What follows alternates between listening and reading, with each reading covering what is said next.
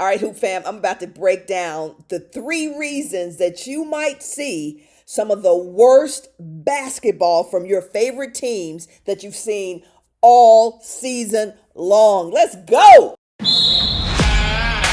Turn that volume up. You know you want it. It's time for Women's Basketball TV with former NCAA champion, WNBA champion, business mogul, and national TV personality. Let's get it.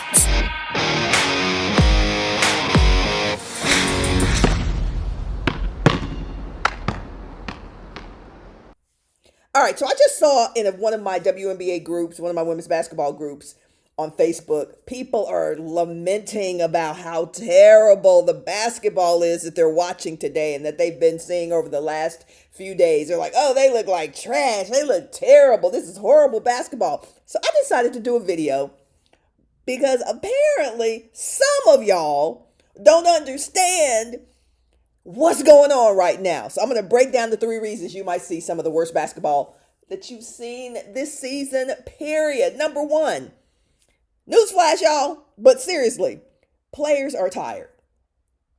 Now, some of you smart asses are going to be like, oh, yeah, well, duh. Now, you obviously have never played collegiate basketball, professional basketball, and understand the proverbial wall that you run into.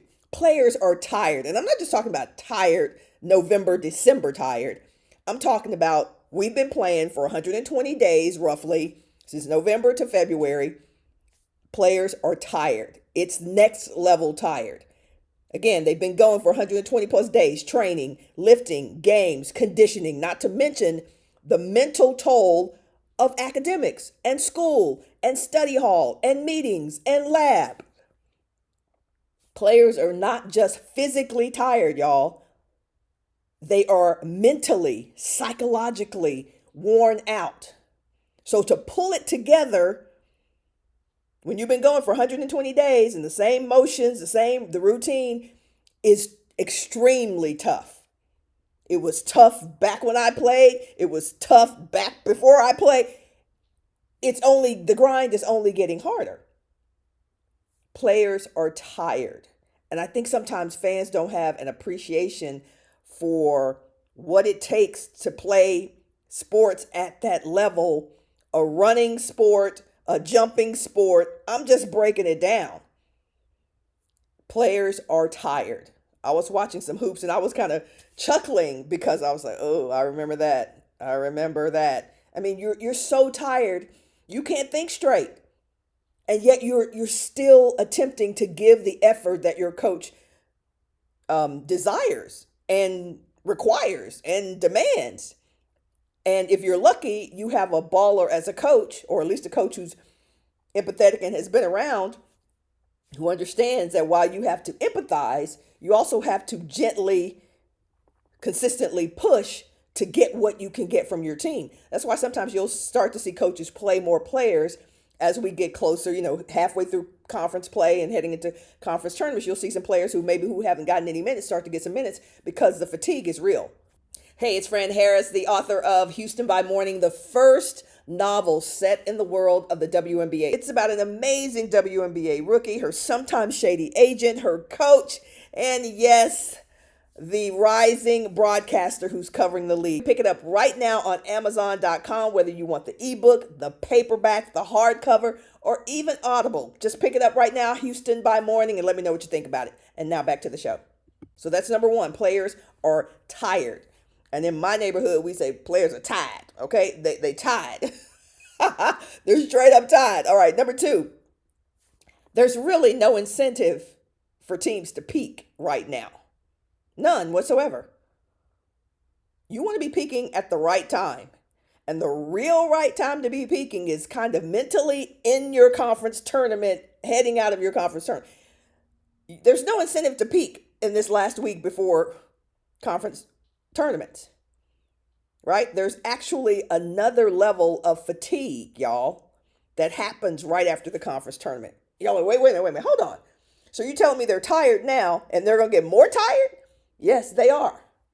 There is a next level to fatigue right after the conference tournament, which is why Players will be so happy when that tournament is over because they get a few more days of rest. Sometimes it's like coinciding with spring break, depending on which school you're going to and where you're going to college and all that stuff. But they get a break. They get a mental break. They get a physical break. It's next level fatigue. And that's why, like, freshmen have 3 or 4 walls that they hit. They don't even know that they're about to hit it. They hit it at the Christmas break. They hit it mid-conference. They hit the last 2 that I just talked about. So it's even harder for freshmen. All right. So the number 2 reason that you're going to see you might see some of the worst basketball that you've seen this season is because there's no incentive to play at peak levels. You're going to play in a conference tournament. You're probably, depending on who you are, you're going to be able in that conference tournament, or you got to sit around and wait for your team's name to be called for the playoffs or whatever. Number 3, final reason that you might see some of the worst basketball you've seen in your life is that few teams, and it's going to hurt some of y'all's feelings, few teams truly have the mental stamina and fortitude and physical stamina that it takes for the playoffs. Yep, I said it. And at the same time, you have to have that level of mindset and physical wherewithal. At the same time, you have to be able to stay in the moment. So let me say that again. Few players, few teams truly understand what it takes to have the mental and the physical stamina to endure a playoff run. Because you can start counting the games. You'll see teams putting the number of games left to the Final Four or to the national championship. But you also have to, it's a nuance, because you also have to have the ability to stay right in that moment. You have to stay in that moment, and you have to stay in that moment because, number 1, you're not at full capacity physically. You're not necessarily at full capacity mentally because of your physical depletion. So the skill it takes to stay in the moment can never be understated at any level of sports.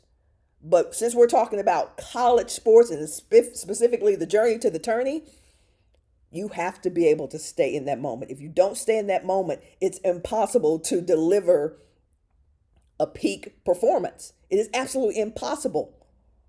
That's why teams sometimes have surprise losses. That's why sometimes teams that we don't think can win have these, they snuck up on somebody, right? The ability to stay in the moment, to stay present and be present and to perform in the present moment is something that very few teams have the ability to do. And I don't care what anybody tells you, it is difficult not to look ahead. Any real baller is going to tell you, any real baller coach, any real baller is going to say, it is difficult not to look ahead. It is a skill to stay right in the game that you're in and right in the moment within that game that you're in. Extremely difficult. As a result, as I said, you're going to see some of the worst hoops you've seen from your favorite teams all season. All season. So the thing is, okay, friend, now that you've given us the bad news that we're going to be watching back. So what can be done? Coaches, here's what happens a lot in March. You got a mixture of coaches who have never been in this situation before. Now they have a better team. Now they have the opportunity to advance farther in the playoffs. And the way a coach manages that is extremely important. Like some coaches put their foot on the pedal and just keep pushing, keep grinding. They're relentless. I think that's a mistake. I don't even have to know all the situations out there, but I do think in general, that's a mistake. As I said at the beginning of this video, you have to have a balance of taking care of athletes and at the same time preparing them for the next level that they're going to face mentally if they advance to the tourney and as they advance further into the tourney. So there's a balance that every coach is always dealing with. And I saw a press conference with Dawn Staley the other day, and I appreciated what she said because I completely agree with. It's a balance. You got to challenge them. You got to push them. But at the same time, you still want to get the maximum that you can from your team. So you have to play around with that, and you have to rely on your coaches, your captains. You literally have to be so connected to your team and your staff to know what to do in those moments, because it is a delicate balance. So again, don't be disheartened if you see some of the worst basketball that you've seen from some of your favorite teams in your life. Just pray that they are taking care of their bodies, preparing their minds for what's happening at the next level within the tournament. Because I have said for 100 years, and I said it last year at the Final Four, and I will say it again, the team that usually wins, barring all things, everybody's prepared, everybody's healthy, the team that usually wins down the stretch is the team who can rise above extreme fatigue, to mentally and physically stick to their game plan to come out with the victory. Can your team thrive in extreme fatigue situations? If they can, expect them to go farther. Of course, barring everything, their coaches prepare them, they execute their game plan, all those things being equal, it comes down to who's going to win the game of fatigue. What are your thoughts? What are some of the teams that you've seen lately who you think don't look like they're tourney ready? Is your team tourney ready? I mean, we talked a little bit about the teams that we thought will be there at the end. Other than South Carolina, who do you think is truly equipped to make it to the Final Four? Let's hear it in the comments. We'll see you in the next one. Thanks for tuning in to Women's Basketball TV with Fran Harris, the most provocative and entertaining women's basketball show on earth. Be sure to click that like, share and notification button so you don't miss a moment. We'll see you tomorrow.